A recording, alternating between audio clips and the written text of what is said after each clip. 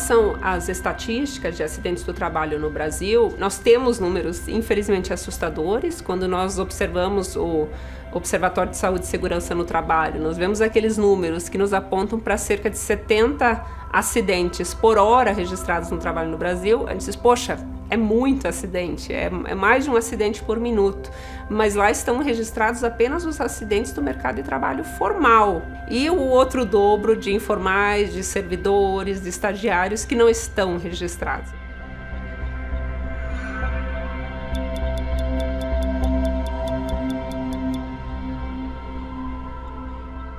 Infelizmente, o Brasil está em terceiro lugar em número de acidentes do trabalho, atrás da China e dos Estados Unidos. Essa posição ainda é muito desconfortável, porque esses acidentes de trabalho geram um custo, não só para a Previdência Social, com o pagamento de inúmeros benefícios, como também para a própria empresa, que vai arcar com valores vultosos de dano moral coletivo.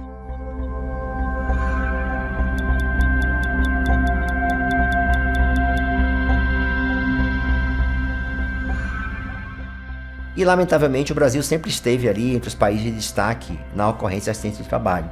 Seja no meio rural, seja no meio urbano, nas grandes obras, que muitas vezes a preocupação única é com agilizar o término da obra, conseguir concluí-la num tempo menor possível. Então, a cultura da prevenção, que é o que se busca alcançar com essa ideia de que o meio ambiente de trabalho não é apenas o local, a mesa, a sala que a pessoa trabalha, mas todo o complexo de relações com as quais ela lida cotidianamente. Porque cultivar um ambiente de trabalho saudável e seguro significa estabelecer como linha inicial de abordagem que a pessoa é o centro da proteção, não o trabalho.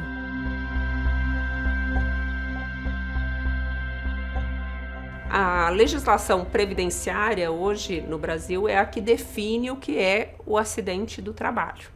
Esse acidente do trabalho ele vai muito além daquela situação típica em que um trabalhador tem um braço amputado numa máquina, sofre uma queda no ambiente de trabalho, mas envolve também todas as situações de doenças relacionadas ao trabalho, seja as doenças profissionais, que são aquelas que tipicamente acontecem em determinadas profissões, ou aquelas do trabalho, doenças do trabalho, que são aquelas que decorrem especificamente da forma como o trabalho é organizado. E é bom que se diga que o acidente não é obra do acaso. As pessoas têm que ter essa consciência que não foi anjo da guarda, que não estava de plantão naquele dia, e uma obra, um fato do acaso, do imprevisto, gerou o acidente. O acidente sempre é previsível. Muitas vezes, no Ministério Público do Trabalho, principalmente quando um acidente já aconteceu, um acidente grave aconteceu, quando nós conversamos, tomamos o depoimento dos profissionais de segurança do trabalho que atuam nesse ambiente, não é incomum o relato desses profissionais dizendo: eu sabia que essa medida de prevenção era insuficiente, eu tinha sugerido já para a diretoria uma outra medida de prevenção, eu sabia que esse acidente podia acontecer, mas a opção da diretoria foi por não implementar, foi por não investir, porque se entendeu que era apenas um custo. Por parte das empresas, ela tem uma série de custos que ela acaba tendo quando acontece um acidente, quando acontece uma doença, e que em geral ela não considera nessa avaliação inicial. Ela pensa, eu vou enclausurar uma máquina, custa X. Isso é muito caro. Sim, mas caro em comparação com o quê? Se um acidente vier a acontecer, a depender do tamanho e do porte econômico da empresa, a empresa muitas vezes pode fechar. Prevenir acidentes do trabalho é manter a integridade física, do trabalhador. Ele é o mais importante. Mas claro que a gente tem que falar que também acidentes afetam na lucratividade de uma empresa, acidentes afetam na produtividade de uma empresa. Então, atualmente nós temos alíquotas que incidem sobre a folha de pagamento, e que podem aumentar de acordo com os acidentes. Essa alíquota ela pode inclusive ser diminuída. Ela pode ser diminuída quando? Quando a empresa não tem acidentes. Por exemplo, vamos pegar uma empresa que o percentual seja de 3%. A maioria das indústrias é 3%. Então, a alíquota Gildrad de 3%. Esse percentual de 3% pode aumentar e pode chegar a 6%, ou seja, dobrar de acordo com os acidentes e doenças do trabalho que a empresa teve nos últimos 2 anos. Sempre é um cálculo dos últimos 2 anos anteriores. Da mesma forma que, se a empresa não teve afastamentos por motivo de acidente ou doença no trabalho, essa alíquota ela pode diminuir pela metade. Então, ao invés de chegar a 6%, que é o dobro dos 3%, pode chegar a 1,5%. E isso pode, dependendo do número de funcionários que uma empresa tem, do número de trabalhadores que uma empresa tem, pesar consideravelmente. Né? A gente está falando aqui, empresas que têm mais de 1.000 funcionários, em milhões de reais recolhidos, tendo que recolher mensalmente para financiar acidentes e doenças no trabalho. Tendo um acidente de trabalho, além da empresa subir no ranking lá de uma empresa acidentadora, além disso, a empresa pode ser responsabilizada por aquele trabalhador via Justiça do Trabalho ou via AGU. Então, a Advocacia Geral da União, ela pega os nossos relatórios de acidente de trabalho e entram com ações contra as empresas para que aquele benefício seja ressarcido pela empresa que deu causa para isso.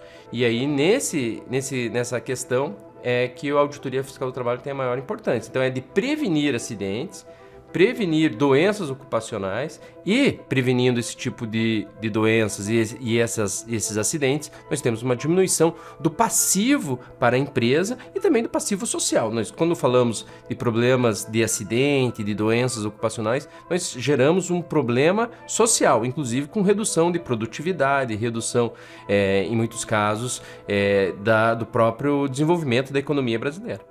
E veja, quando o acidente acontece, que causa um dano irreparável, seja, por exemplo, por aposentadoria, quem paga é a sociedade toda, porque a Previdência irá arcar com o custo da pensão para aquela pessoa vítima ou a família, enfim, o caso da pensão por morte. No caso de um empregado que veio se aposentar por invalidez, por exemplo, imagina uma pessoa de 30 anos, 18 anos, 25 anos, o resto da vida numa cama, ou, enfim, sem poder exercer o seu direito de ser produtivo. Não se valoriza suficientemente a vida do trabalhador, a saúde do trabalhador, para realmente não considerar a saúde e segurança no trabalho uma questão de custo, mas sim de investimento na saúde humana e algo que vai realmente melhorar, inclusive, a produtividade da empresa, porque um trabalhador que está num ambiente de trabalho em que ele se sente seguro, sem dúvida, ele vai produzir muito melhor.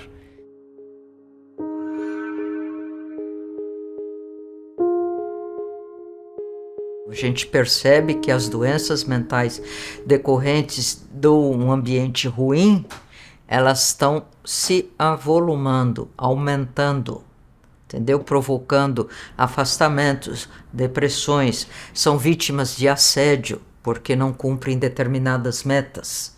E isso pode levar até ao suicídio, porque as relações interpessoais são importantíssimas também para que o ambiente seja bom, saudável, que dê vontade de você e a empresa trabalhar e não só a obrigação de sobrevivência. É muito comum nós enfrentarmos na atuação, são as denúncias que envolvem assédio moral e que a solução de um assédio moral não é simplesmente você demitir o assediador. Bom, identificamos aqui o assediador e ele será demitido, está tudo resolvido. Se o ambiente permitiu que uma situação de assédio acontecesse, é porque a organização de trabalho, de alguma forma, permitiu. Então, às vezes, trocar a pessoa não vai fazer com que aquele assédio efetivamente se encerre, porque a organização do trabalho deu abertura para que isso acontecesse. Então não podemos levar essa cultura do menosprezo à condição humana para o ambiente de trabalho. O mundo hoje é diverso, o mundo hoje é plural. Temos que respeitar as individualidades e sermos assim cada vez mais severos no combate ao preconceito estrutural. Nunca esquecer, por exemplo, que o assédio moral, que o assédio sexual, que a violência do trabalho não está traduzida tão somente na violência física. A violência mental é um problema contemporâneo que integra o combate a ela também esse conceito de meio ambiente de trabalho saudável e seguro. O perfil de acidentalidade, quando a gente pega ele em termos etários, a gente verifica que o maior número de acidentes de trabalho acontece no início da vida produtiva, no jovem trabalhador. 18 a 24 anos, nós temos mais de 1.100.000 acidentes registrados nos últimos 10 anos. É onde acontece o maior número de acidentes mesmo. Ou seja, estamos falhando realmente de alguma forma, porque a educação, ela tem o propósito de ser ali a qualificação para o trabalho. Para qual trabalho? E a gente precisa complementar, dizer para o trabalho decente, sustentável, seguro e saudável. Essa é a proposta.